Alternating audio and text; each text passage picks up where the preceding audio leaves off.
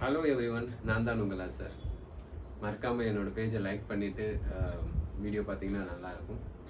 இந்த தங்கம் எங்கேருந்து கிடைக்குது? பூமியிலேருந்து கிடைக்குது. நம்ம ஊரில் கிடைக்குதா? கண்டிப்பாக இல்லை. முன்ன அந்த கேஜிஎஃப்லாம் படம் எடுத்தாங்கல்ல, கோலார்லேருந்து எடுத்தாங்க. பட் இப்போ எடுக்க முடியல. ஏன்னா அந்த அளவுக்கு தங்கம் இல்லை நம்மக்கிட்ட.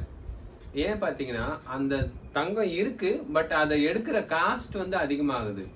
இப்போ நார்மலாக பார்த்தீங்கன்னா இந்தியாவில் ஃபுல்லாக மேக்ஸிமம் 90% to 95% சொல்லலாம் கோல்டு இம்போர்ட் தான் பண்ணுறாங்க. லோக்கல்லாம் எதுவும் பண்ணுறதே கிடையாது. ஸோ அதுதான் தங்கம் ஒரு ரேட் ஃபிக்ஸ் பண்ணுறதுக்கு ஒரு காரணமாக இருக்குது. தங்கம் முன்ன இந்த கோல்டு ஒரு ரேட் எப்படி ஃபிக்ஸ் ஆகுதுன்னா, அதோட ஆப்ரேஷன் காஸ்ட் கம்மியாக தான் இருந்தது. கம்மியாக மீன்ஸ் இப்போ ஆப்ரேஷன் காஸ்ட் பார்த்தீங்கன்னா நியர் அபவுட் 35% ஆப்ரேஷன் காஸ்ட் ஆயிடுச்சு. இப்போ ஒரு எக்ஸாம்பிள் எடுத்துக்கணும்னா, இப்போ 1 லட்சம் வைங்களேன், 1 கிலோ மீன்ஸ் 10 கிராம் தங்கம். அதில் 35,000 ஆப்ரேஷன் காஸ்ட். ஆப்ரேஷன் காஸ்ட்னா மேன் பவர், மிஷினரி, அப்புறம் அதோட மேனேஜ்மெண்ட், அதுக்கு யூஸ் பண்ணுற டெக்னாலஜி, அதோட டிரான்ஸ்போர்ட்டேஷன் காஸ்ட், இதெல்லாம் இன்க்ளூட் ஆகி இப்போ நம்மளுக்கு கோல்டு வருது. இந்த ஆப்ரேஷன் காஸ்ட் தான் 1/3 ஆஃப் தி கோல்டுக்கு காஸ்டா ஃபிக்ஸ் ஆகுது.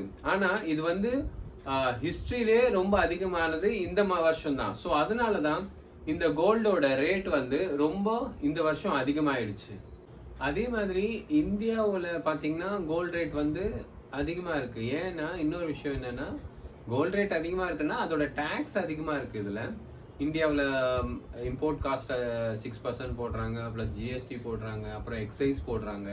ஸோ இதெல்லாம் சேர்ந்து தான் இந்தியாவில் கோல்டோட ரேட் அதிகமாக இருக்குது. ஈவன் முன்னெல்லாம் சொல்லுவாங்க, துபாயில் நீங்கள் கோல்டு வாங்கினீங்கன்னா போயிட்டு வர ஃப்ளைட் டிக்கெட்டு ஃப்ரீ ஆகிடும், அந்த மாதிரி சொல்லுவாங்க. முன்ன 12% இருந்துச்சு. ஆக்சுவலாக லாஸ்ட் இயர் அதை 6% ஆக்குனாங்க.